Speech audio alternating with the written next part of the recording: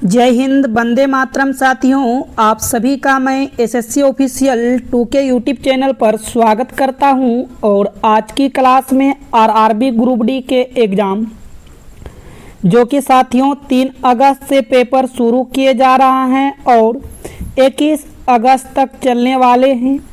तो मद्देनज़र रखते हुए जो हैं हम इन क्लास को लेकर आए हैं और लगातार हम आपको क्लास दे रहे हैं साथियों। तो आप मेरे साथ डेली जुड़े और बहुत ही अच्छे तरीके से आप तैयारी करें ताकि अब की बार जो है आपका एक सेट जो है पक्का आप कर सकते हैं।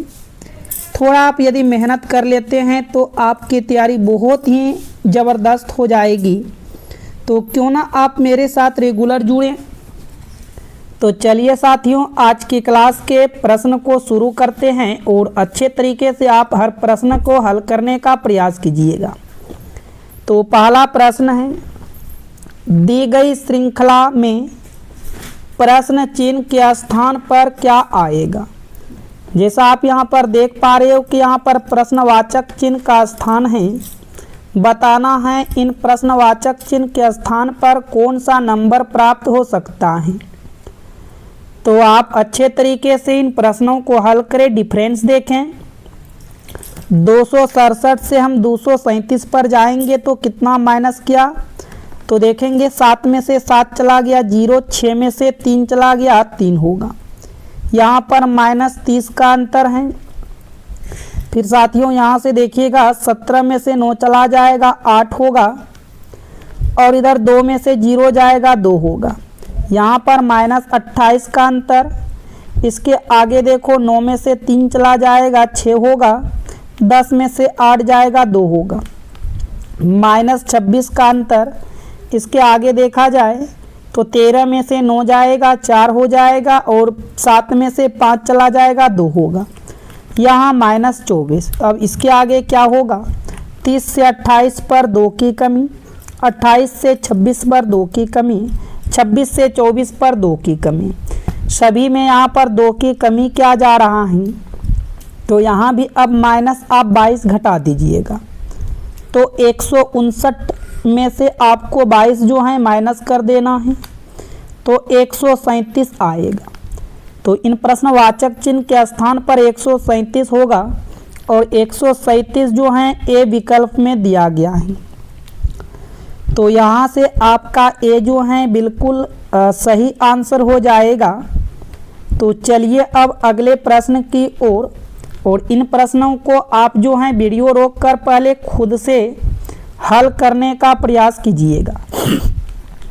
प्रश्न में कहा कि अंग्रेजी वर्णमाला क्रम के आधार पर दी गई श्रृंखला में प्रश्न चिन्ह के स्थान पर क्या आना चाहिए। यहाँ पर आपके प्रश्नवाचक चिन्ह के स्थान है। बताना है इस स्थान पर कौन सा अक्षर आएगा। तो सबसे पहले हम जी से आई पर जाएंगे। जी का नंबर 7, आई का 9। तो यहाँ पर +2 किया गया।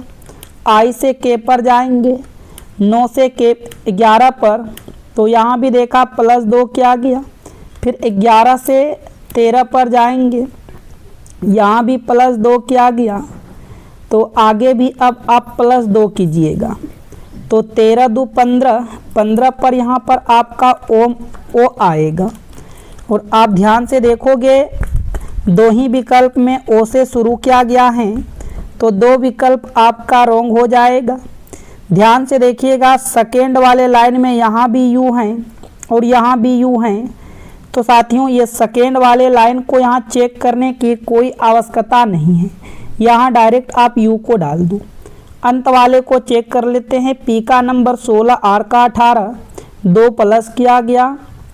आर का 18, टी का 20, 2 प्लस, टी का 20, भी का 22, 2 प्लस, आगे भी 2 प्लस करो तो 24, 24 पर एक्स आएगा। तो यू ओ यू एक्स होगा। ये वाई वाले आपके यहाँ से रॉन्ग होगा। यदि आप यहाँ से ए का चयन किए हैं तो बिल्कुल आपके जो हैं सही आंसर हैं। तो चलिए साथियों अब अगले प्रश्न की ओर। प्रश्न संख्या 3 को देखिएगा। और साथियों जिनका भी पेपर 3 अगस्त से लेकर 21 अगस्त तक हैं तो हम उन सभी स्टूडेंट के लिए बहुत ही इम्पोर्टेंट पीडीएफ तैयार किए हैं। इन पीडीएफ के साथ साथ आपको सॉल्यूशन वीडियो एंड आंसर की भी दिया जाएगा। यदि आप किसी भी प्रकार का कोई प्रॉब्लम हो तो आप सॉल्यूशन वीडियो देखकर भी समझ सकते हो। तो इन दिए गए व्हाट्सएप नंबर पर आप मैसेज करके साथियों आप पीडीएफ मंगा सकते हैं। मात्र आपको 59 रुपये पेमेंट लगेगा। इससे क्या होगा, कई गुना आपकी तैयारी जो है स्ट्रॉन्ग हो जाएगा और चांस आपके 100% आप एक सीट पक्का करने में जो है मिलेगा। तो आप ज़रूर एक बार ट्राई करें और अच्छे तरीके से आप एग्ज़ाम के पहले जो है सभी प्रश्नों को कवर कर लें। तो प्रश्न संख्या 3 में कह रहा है कि 7 बॉक्स हैं बी सी डी आई जे के और एल एक के ऊपर एक रखे गए हैं, लेकिन ज़रूरी नहीं है कि वे इसी क्रम में रखे गए हैं। तो ठीक है, 7 बॉक्स हैं 1 2 3 4 5 6 7। अब इसने कहा कि सी के ऊपर केवल आई को रखा गया है। तो इसका मतलब हुआ कि सी को आप यहाँ पर रख दो, सी के ऊपर केवल आई को ही रखा जाएगा। आगे का सी और जे के बीच केवल एल को रखा गया है। तो इसका मतलब यहाँ पर हम एल को रखेंगे और यहाँ पर जे को रखेंगे, तभी तो साथियों यहाँ पर सी और जे के बीच एल हो जाएगा।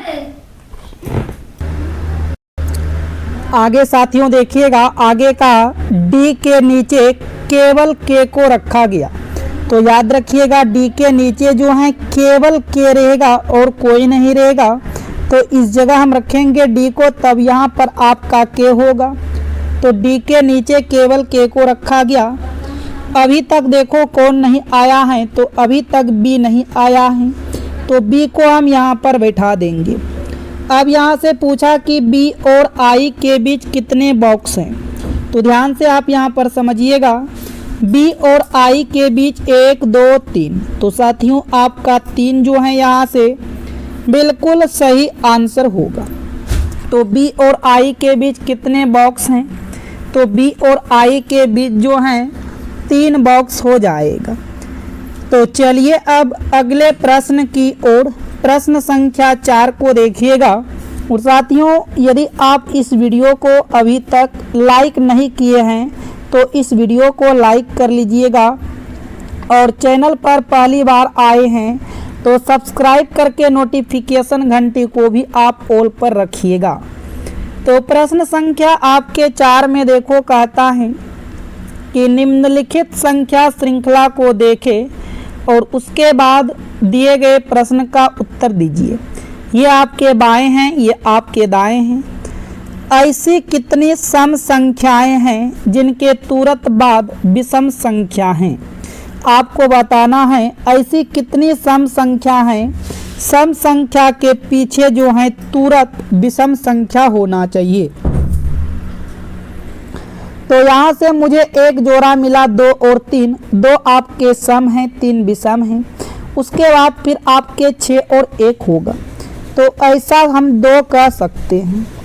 ऐसा हम कितने कह सकते हैं, 2 कह सकते हैं। तो साथियों यहाँ से आपका ए जो है बिल्कुल सही आंसर होगा। तो चलिए अब अगले प्रश्न की ओर, प्रश्न संख्या 5 को देखिएगा। 5 में कहा एक निश्चित कूट भाषा में रोम को इस प्रकार और डेमो को इस प्रकार के रूप में कूटबद्ध किया जाता है। तो दी गई कूट भाषा में डी के लिए कूट क्या होगा। तो साथियों आपसे यहाँ पर पूछा गया डी का कूट। इस प्रश्न को आप 2 प्रकार से हल कर सकते हो। पहला मेथड है जिसका कूट पूछा आप उनको ढूंढो। जैसे आपने देखा यहाँ पर डी है और इस लाइन में देखा आपने डी कहीं पर भी नहीं दिया गया है। जब इस लाइन में डी नहीं है तो ये 1 3 9 8 क्या कभी डी का कूट हो सकता है। तो साथियों विकल्प में से 1 था हमने हटा दिया, विकल्प में से 8 था हटा दिया और विकल्प में से 3 था हटा दिया।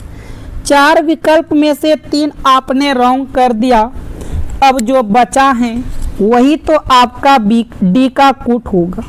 तो डी का कूट क्या बनेगा, तो डी का कूट 4 बनेगा और 4 जो है आपके विकल्प बी में दिया गया है। तो बी आपका बिल्कुल यहाँ से सही आंसर होगा। दूसरा तरीका था, आपके पास जो भी चीज़ दिया गया है आप उनको लिख लेंगे। जैसे रोम के लिए कूट 1398 दिया गया है। फिर यहाँ पर देखो डेमो है DEMO और इसका कूट जो है 4138 दिया गया है। अब यहाँ से क्या करना है, जो चीज़ आपको सेम नज़र आते हैं उसको कट करो, उसी प्रकार आप इधर संख्या में भी कट करते जाओ। ठीक इसी प्रकार से ओ से ओ कट हुआ, 8 से 8 कट हुआ। मुझे चाहिए डी का कूट, इधर डी बचा और इधर 4 बचा, तो डी का कूट क्या होगा, तो डी का कूट 4 हो जाएगा। ठीक, तो चलिए अब अगले प्रश्न की ओर। प्रश्न संख्या आप 6 को देखिएगा, बहुत इम्पोर्टेंट हैं, वेरी इम्पोर्टेंट हैं प्रश्न। इसमें कहा यदि ए का अर्थ भाग, बी का अर्थ गुना, सी का अर्थ प्लस है और डी का अर्थ घटा है, तो निम्नलिखित समीकरण में प्रश्न चिन्ह के स्थान पर क्या आएगा। तो ध्यान से आप समझिएगा, यहाँ पर हम 11 लिखें, यहाँ पर बी है, बी का अर्थ गुना बताया तो आप यहाँ पर गुना को ले लो। पुनः देखो यहाँ पर सी है, सी का अर्थ जोड़ बताया तो यहाँ पर आप जो हैं जोड़ को ले लेंगे। उसके बाद फिर ए है, ए का अर्थ बताया तो ए का अर्थ आप यहाँ पर भाग, फिर साथियों यहाँ पर डी है और डी का अर्थ देखो घटा है तो आप यहाँ पर घटा को लिख देंगे। अब देखो यहाँ पर आपको क्या करना है, बोर्ड मास के नियम के अनुसार हल करना है। सबसे पहले भाग का क्रिया होगा, तो 18 एकम 18, उधर आपका हो जाएगा 18 एकम 18। देखो यहाँ से आपको क्या करना है, इन 18 से भाग दे देना है 288 में। तो एक बार में 18 0 1 18 78 से, यानी आपका ये 16 बार में कटेगा। ये कितने बार में साथियों कट जाएगा, तो ये आपके 16 बार में कट जाएगा। अब 11 गुना 22 कर लीजिए, 11 दूना के 22, 11 दूना के 22 और एक आपका हो जाएगा 23 और इधर आपका प्लस 16 माइनस आपका होगा 50। अब 232 और 16 को आपस में जोड़ दो, तो 6 और 2 8 होगा, 3 1 4 होगा, 2 होगा, माइनस यहाँ से 50 कर लें, 8 की 8 हो जाएगा, 14 में से 5 चला जाएगा 9। कहीं पर हम कुछ गलत कर रहे हैं क्या, क्योंकि यहाँ पर आप एक चीज़ गलत कर रहे हैं। देखो आपका कहाँ पर गलत हो रहा था, यहाँ गुना में 11 दूना 22 के 2 होगा, हासिल 2 बचेगा, 11 दूना 22 2 24 हो जाएगा, इधर आपका बचेगा 16 और माइनस 50 होगा। अब 242 और 16 को जोड़िए, 6 और 2 8, 4 1 5 और 2, माइनस यहाँ से 50 कर लीजिएगा, 8 की 8 हो, 5 में 5 गया 0, ये 2, तो 208 आपका बिल्कुल यहाँ से सही आंसर होगा। तो हम कह सकते हैं बी जो है आपका बिल्कुल यहाँ से सही आंसर होगा। तो चलिए अब अगले प्रश्न की ओर ध्यान से देखिएगा। प्रश्न संख्या 7 को कथन और निष्कर्ष के प्रश्न हैं। कथन में कहा कुछ धान चावल हैं। समझने के लिए हम डी से धान ले लेते हैं। कुछ धान क्या है, चावल हैं, सी से चावल। कुछ चावल जो हैं गेहूं हैं। कुछ चावल क्या है, गेहूं हैं। कुछ चावल गेहूं हैं। इस तरह से हम गेहूं का डायग्राम बना लिए और इसका फिगर और एक टाइप से साथियों बन सकता है। आप जो भी चीज़ सीखो बहुत अच्छे से सीखो। जैसे कहा कुछ धान जो है चावल हैं, तो ठीक है, कुछ धान क्या है, चावल हैं।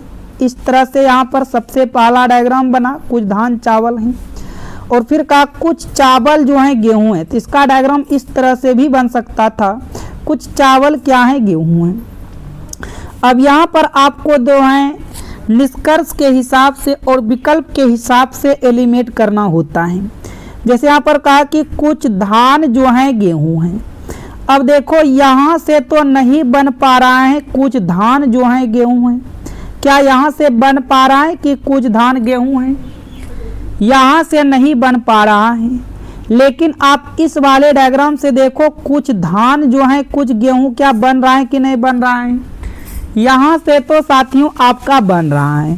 यदि निष्कर्ष में या आपके विकल्प में या वाले ऑप्शन होता है या वाले, तब जाकर ये वाला कंडीशन लगाते। ऐसे आपका यहाँ से ये गलत हो गया। दूसरा चेक करो, सभी गेहूं चावल हैं। क्या सभी गेहूं चावल हैं? तो यहाँ से हम देख पा रहे हैं कि ये गेहूं है और ये चावल हैं। तो कुछ गेहूं जो है चावल के हिस्सा में आ रहा है, सभी तो नहीं आ रहा है। अच्छा, दूसरा डायग्राम को चेक करो, यहाँ पर देखो गेहूं और यहाँ पर चावल, इसमें भी कुछ वाले हिस्सा आ रहे हैं, तो ये भी आपका रॉन्ग होगा। तो हम यहाँ से कह सकते हैं ना तो निष्कर्ष 1 और ना ही निष्कर्ष 2 अनुसरण करता है। बी क्या होगा साथियों? बी आपका यहाँ से बिल्कुल सही आंसर हो जाएगा। तो चलिए अब अगले प्रश्न की ओर ध्यान से समझिएगा, प्रश्न संख्या 8 को। इसमें कहा कि दी गई श्रृंखला में प्रश्न चिन्ह के स्थान पर क्या आएगा। जैसे आप यहाँ पर देखा आपने कि यहाँ पर प्रश्न चिन्ह का स्थान दिया गया है और यह श्रृंखला आपका दिया है। इन श्रृंखला को हम यहाँ पर उतार लेते हैं। 2, 4, 12, 24 और 72, इसके आगे आपका प्रश्नवाचक चिन्ह है। तो 2 से 4 पर जाएंगे तो यहाँ पर गुना 2 किया गया। 4 से 12 पर जाते हैं तो गुना यहाँ से 3 किया गया।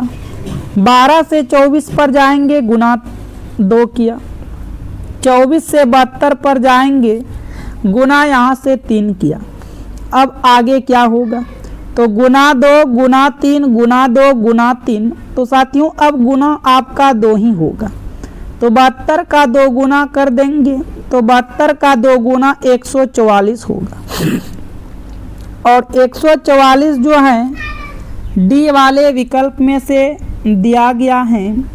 तो साथियों आपका डी जो है यहाँ से 101% राइट आंसर होगा। तो चलिए अब अगले प्रश्न की ओर। प्रश्न संख्या 9 में कहता है किसी निश्चित कूट भाषा में नेल पोस्ट फिश को इस प्रकार के रूप में और फिश अर्न नाइफ को इस प्रकार के रूप में कूटबद्ध किया गया है। तो दी गई भाषा में फिश को किस प्रकार कूटबद्ध किया जाएगा। तो साथियों यहाँ से आपसे किसका कूट पूछा? तो आपसे फिश का कूट पूछा। तो ध्यान से देखो, एक फिश यहाँ पर है, एक फिश यहाँ पर है। तो इन दोनों में आपको देखना है फिर से कॉमन क्या मिल रहा है। जो दोनों में कॉमन मिलेगा वही फिश का कूट बनेगा। जैसे यहाँ पर पी एल है और यहाँ पर भी पी एल है। पी एल के अलावा कुछ भी कॉमन आपको नहीं मिल पाएगा।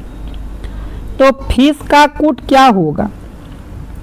तो फिश का कूट जो है वह पी एल हो जाएगा। फिश का कूट क्या हो जाएगा? पी एल हो जाएगा। यानी यहाँ से हम कह सकते हैं कि सी आपका बिल्कुल सही आंसर होगा। सी क्या होगा साथियों? बिल्कुल आपका राइट आंसर होगा। तो चलिए अब अगले प्रश्न की ओर। प्रश्न संख्या 10 निम्नलिखित प्रश्न में दी गई 5 3 अंकीय संख्याओं पर आधारित हैं। इधर आपके बाएं हैं, इधर आपके दाएं हैं। प्रश्न में कहा यदि सबसे बड़ी संख्या के तीसरे अंक को सबसे छोटी संख्या के दूसरे अंक में जोड़ा जाए तो परिणाम क्या प्राप्त होगा। तो ध्यान से आप समझिएगा, सबसे बड़ी संख्या के तीसरा अंक। तो सबसे पहले यहाँ पर आप सबसे बड़ी संख्या को चुन लो। तो सबसे बड़ी संख्या आपका 784 होगा और सबसे छोटी संख्या बोला तो सबसे छोटी संख्या आपका 296 होगा। सबसे बड़ी संख्या का तीसरा अंक 4 होगा। सबसे छोटी संख्या का दूसरा अंक 9 होगा। इन दोनों का योग कहा, तो इन दोनों का योग हम कर देंगे तो होगा 13। तो यहाँ से जो है आप देखिएगा डी वाले बिल्कुल सही आंसर होगा। डी क्या होगा साथियों, बिल्कुल राइट आंसर हो जाएगा। तो चलते हैं अब हम अगले प्रश्न की ओर। प्रश्न संख्या आपके 11 बहुत ही इम्पोर्टेंट हैं। इसमें से साथियों कहा कि निम्नलिखित में से कौन सा अक्षर संख्या समूह दी गई श्रृंखला को तार्किक रूप से पूर्ण बनाने के लिए प्रश्न चिन्ह के स्थान पर आएगा। यहाँ पर बताना आपको इन प्रश्नवाचक चिन्ह के स्थान पर क्या आ सकते हैं।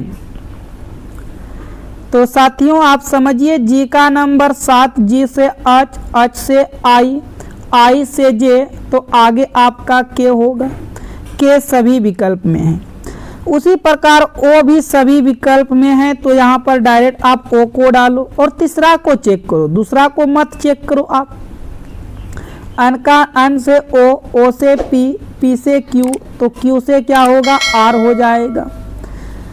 तो ये एस वाले आपका यहाँ से रॉन्ग हो जाएगा। उसके बाद देखो 19 से 26 पर गए 7 प्लस किया, 26 से 33 पर गए 7 प्लस किया, 33 से 40 पर गए 7 प्लस किया, 40 से 47, 40 में भी 7 को जोड़ दो आपका यहाँ 47 होगा। तो के ओ आर 47, तो के ओ आर 47 जो है सी वाले विकल्प में दिया गया है। तो साथियों आपका सी जो है यहाँ से बिल्कुल सही आंसर हो जाएगा। इसलिए आप यहाँ तक प्रश्न को समझ चुके हैं। अब आइए अगले प्रश्न की ओर बढ़ते हैं। तो प्रश्न संख्या आप 13 को देखिएगा। उसने कहा यदि प्लस का अर्थ घटा, घटा का अर्थ गुना, गुना का अर्थ भाग और भाग का अर्थ प्लस है, तो निम्नलिखित समीकरण में प्रश्न चिन्ह के स्थान पर क्या आएगा। तो हल कर लेते हैं। यहाँ पर 43 घटा है, घटा का अर्थ गुना बताया, भाग है, भाग का अर्थ जो है जोड़ बताया, तो जोड़ को रखेंगे। जोड़ का अर्थ यहाँ से घटा बताया, तो यहाँ पर आपको घटा रखना है। गुना का अर्थ भाग है, तो भाग को रखना है। बोर्ड मास के नियम के अनुसार आप भाग का क्रिया करते हो, तो ये आपके 181 बार में कटेगा। 43 गुना 17 कर लो, 17 के 51 हो जाएगा, हासिल 5 रहेगा। 17 चौके 68, 68 और 5 आपका जो है 8 5 13 73 होगा। प्लस 147 माइनस 181, तो 7 और 1 8 होगा, 4 3 7 हो जाएगा, 7 1 8 होगा। माइनस आपका यहाँ 181 होगा। 8 में से 1 चला जाएगा 7, 17 में से 8 जाएगा 9 होगा, और इधर 7 में से 1 चला जाएगा 6 होगा। तो आपके प्रश्नवाचक चिन्ह के स्थान पर 697 बनेगा। और ये चीज आपने देखा बी वाले विकल्प में सम्मिलित किया गया, शामित किया गया, तो डी आपका जो है बिल्कुल सही आंसर होगा। तो चलिए साथियों अब अगले प्रश्न की ओर। इसमें कहा कि दी गई श्रृंखला में प्रश्न चिन्ह के स्थान पर क्या आएगा। जैसा आपने देखा इन बीच में प्रश्न चिन्ह का स्थान है।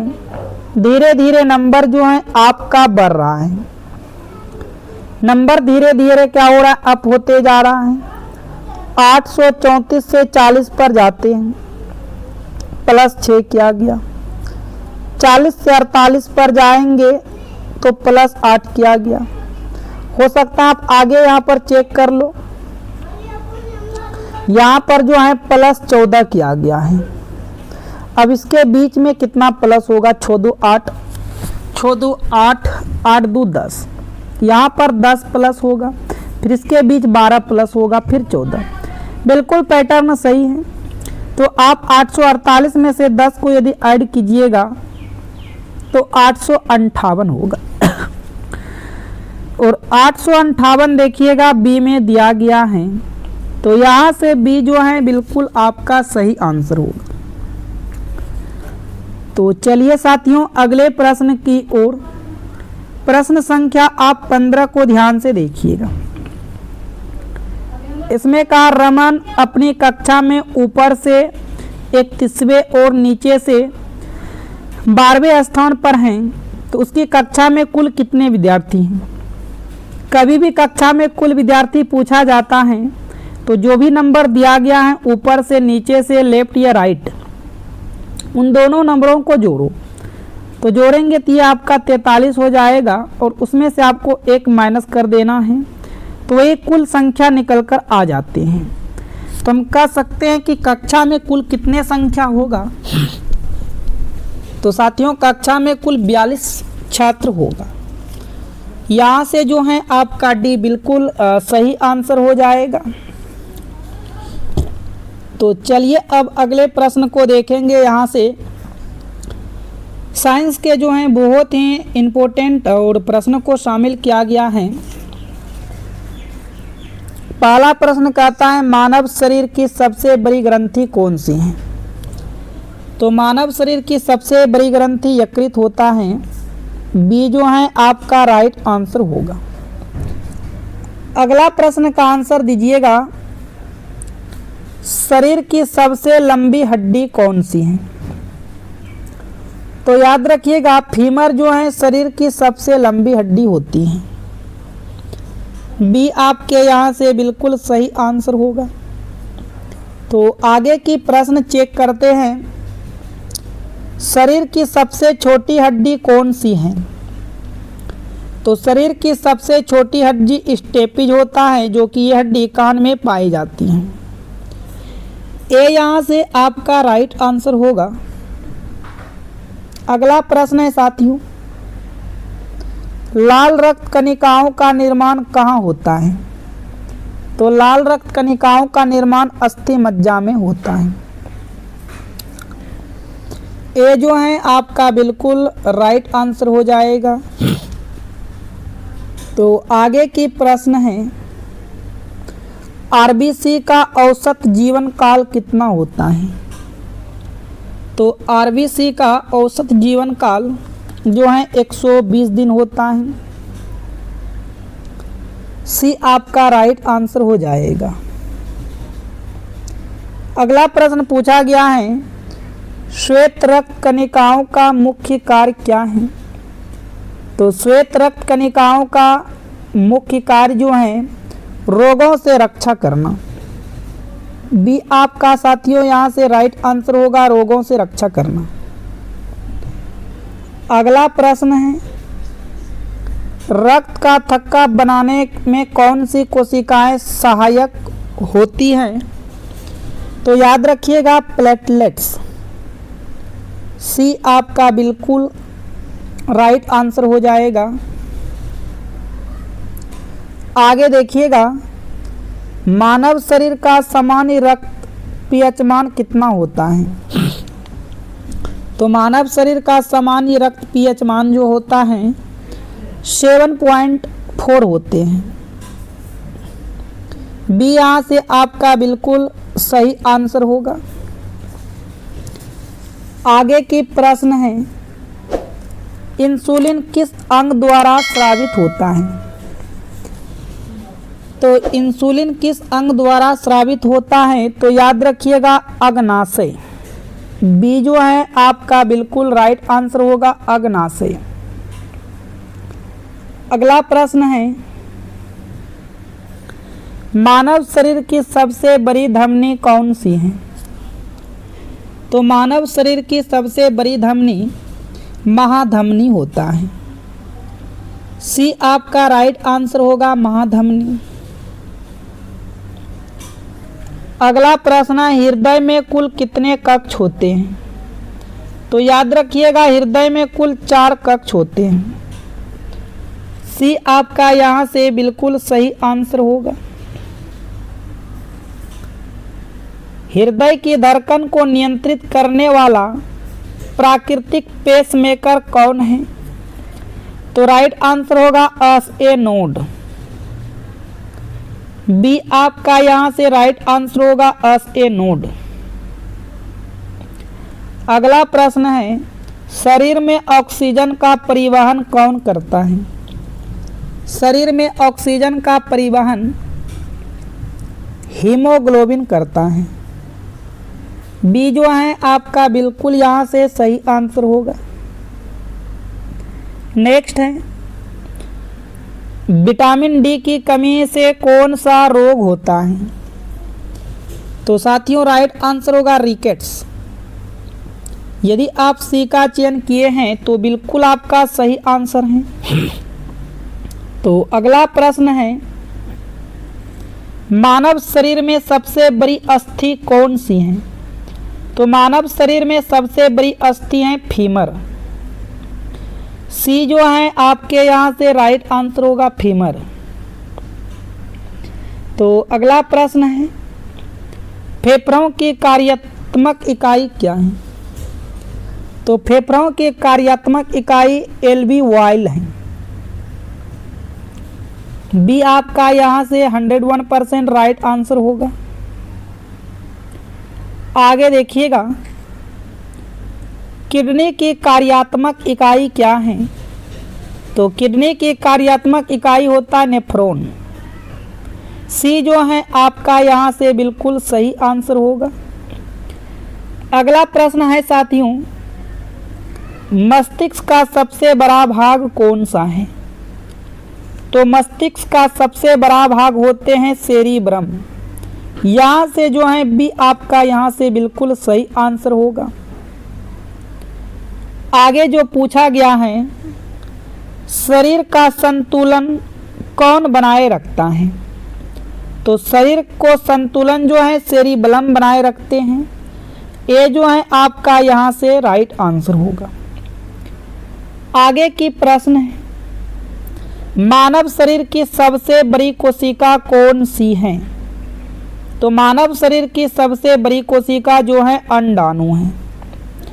सी यहाँ से राइट आंसर हो जाएगा अंडाणु।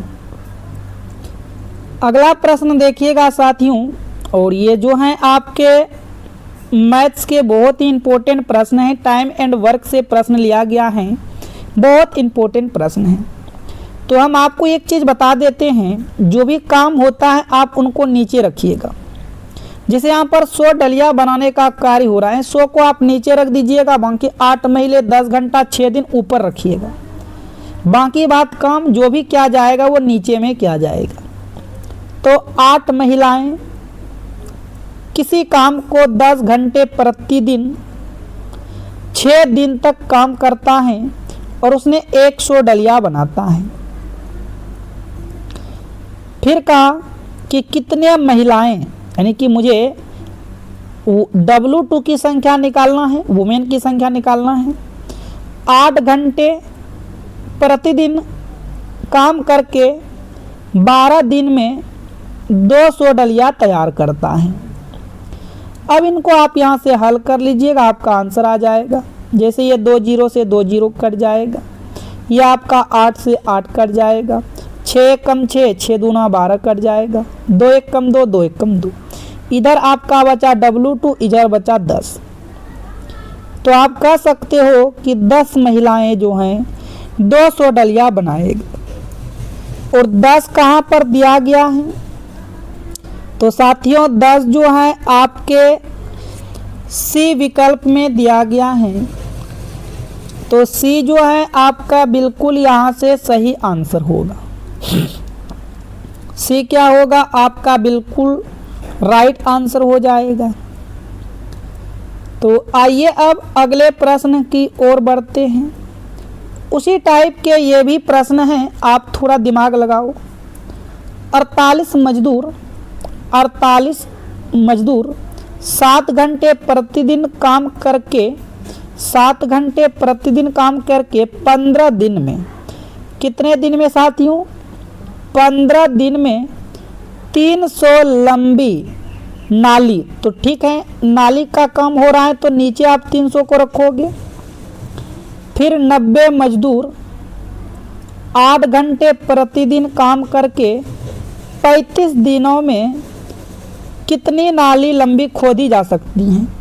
यानी मुझे जो है वर्क जो होता है, वर्क काम W2 यहाँ से मुझे निकालना है।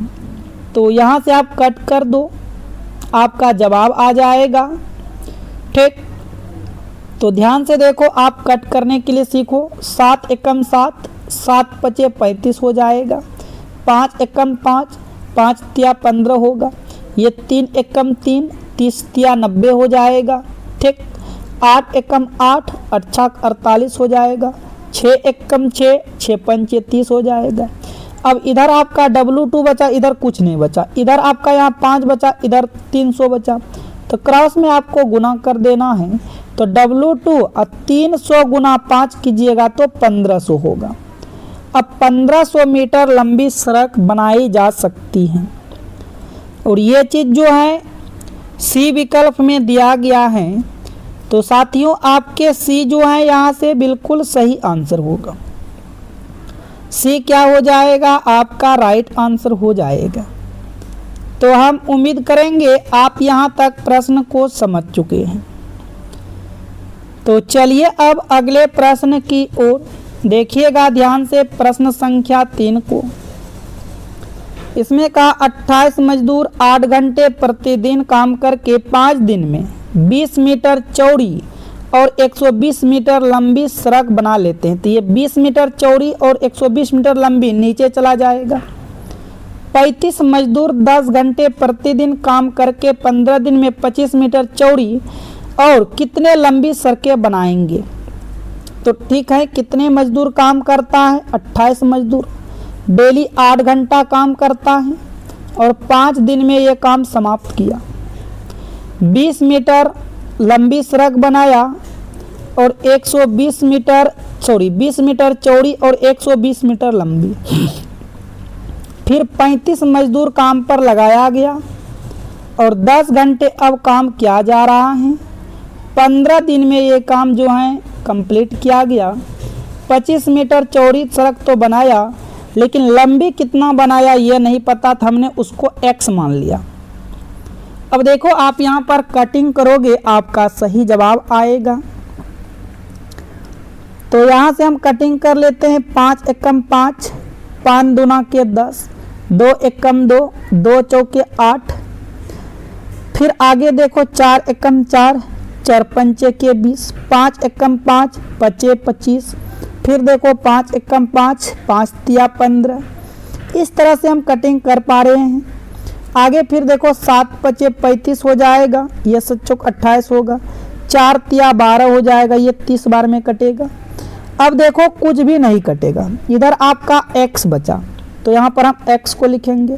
इधर आपका ये 30 बचा, गुना इधर 5 तिया के 15 हो जाएगा, तो 15 तिया के 45 हो जाएगा। तो 450 मीटर सड़क लंबी बननी जा सकती है। कितने लंबी बन जा सकती हैं? 450 मीटर। और देखा साथियों आपने ये चीज़ बी में दिया गया था, तो बी आपका बिल्कुल यहाँ से सही आंसर होगा। तो साथियों हम उम्मीद करेंगे आप यहाँ तक सभी प्रश्न को समझ चुके हैं। तो आप सभी इस वीडियो को लाइक कर लीजिएगा और चैनल पर पहली बार आए हैं सब्सक्राइब करके नोटिफिकेशन घंटी को भी साथ में ऑल पर रखिएगा। तो चलिए तब तक के लिए फिर मिलते हैं नेक्स्ट वीडियो में। Thank you, all the best.